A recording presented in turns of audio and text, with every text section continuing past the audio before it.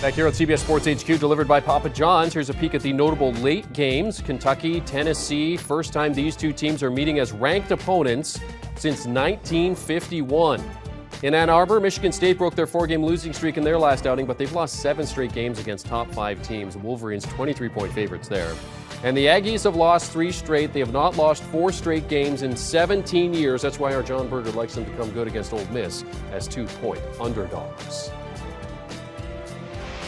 Let's get some picks for these late games with our wagering guys, the Wizard of Odds, Kenny White and Jon Berger. Guys, this Tennessee offense, I mean, it just continues to steamroll opponents. It seems like a perfect surface for that to happen here. The Wildcats run a zone coverage scheme. Tennessee second best in the country against zone coverage. Kenny, the line is just shy of 12 points. Does that fit the numbers that you have? Yeah, on the side, Jeremy, it's right there for me. So I have a play on the total, though.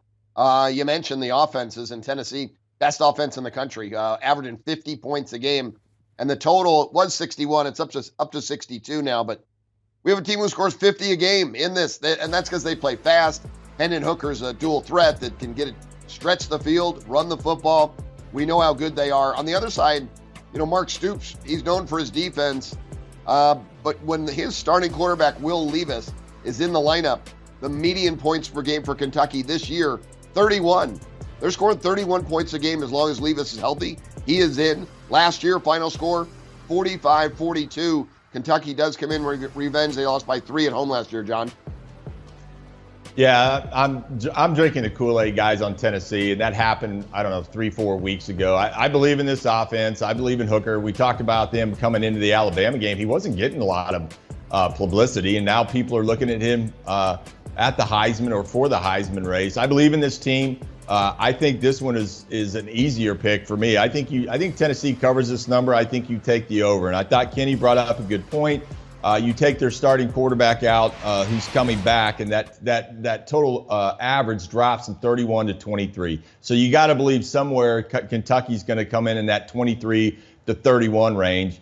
We know what Tennessee's going to do. I think you can expect 40 plus. I think this is going to be a game you take the over. Tennessee covers. The other thing that you'll notice that I like about Tennessee, they've been consistent all year, Kenny, is this is a team that gets out and starts fast. And when you got an offense that starts fast, puts points on the board in the first quarter, sets the tone at the point of attack, it changes the entire complexion of the game.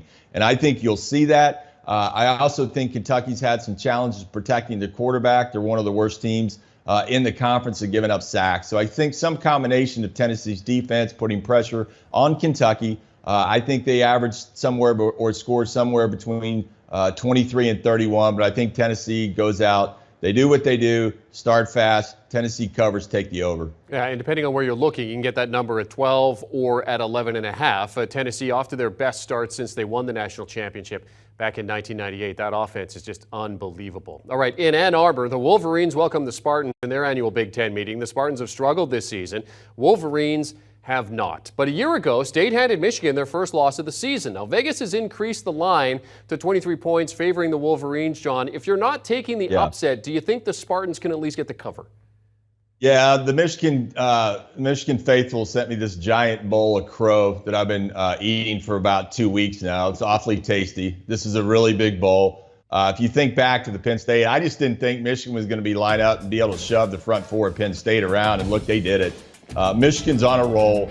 Anybody that questioned this team is insane. This offense can line up and push people around, second in the nation in scoring. Understand this is a football team that's 13-1 in conference since 2021. They're on a roll. They're on a mission. Rivalry game in state.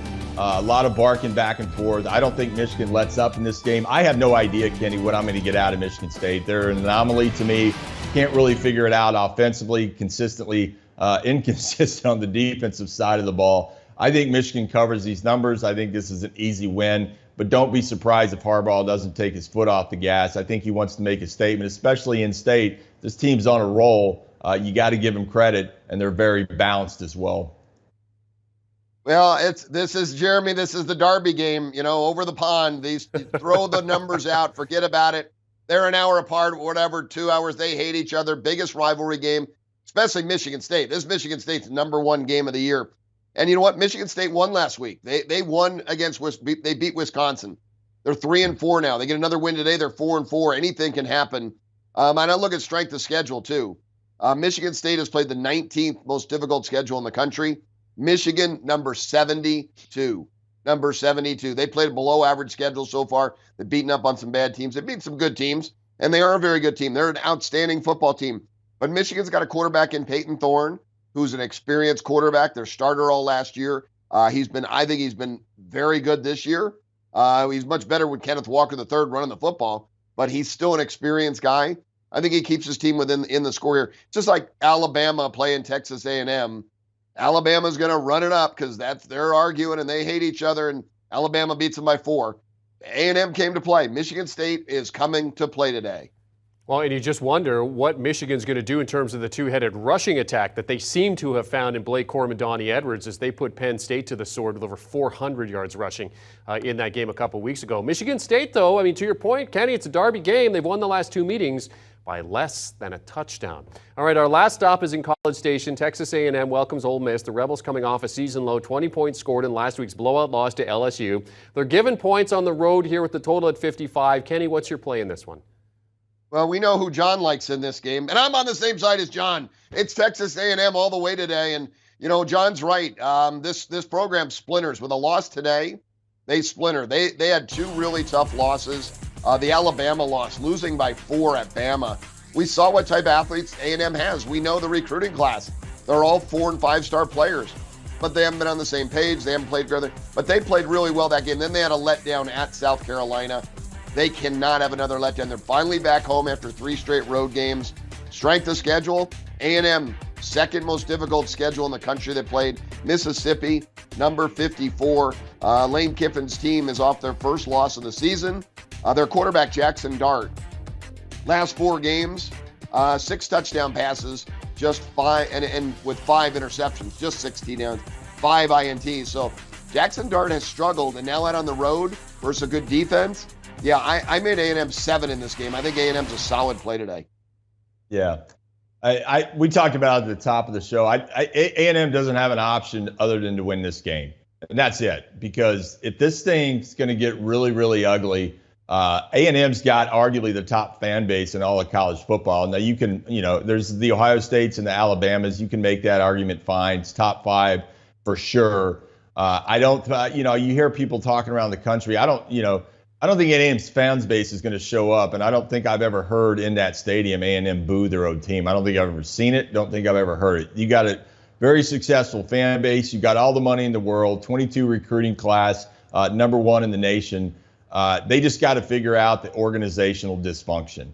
And that's not a fix. That's not 1 or 2 things that you can get fixed. It's hard to do it midseason, Kenny, as you well know. This is bigger than the quarterback issue. You got guys having discipline problems in the locker room. So there's a handful of issues. This kind of stuff is hard to solve in season. But I tell you what, for this week, Kenny, they better get it together because this program has the opportunity to splinter if they don't come out, they don't start fast, and if you don't see some offense from Texas A&M. I think they figure it out at least for today, and I think they cover this number.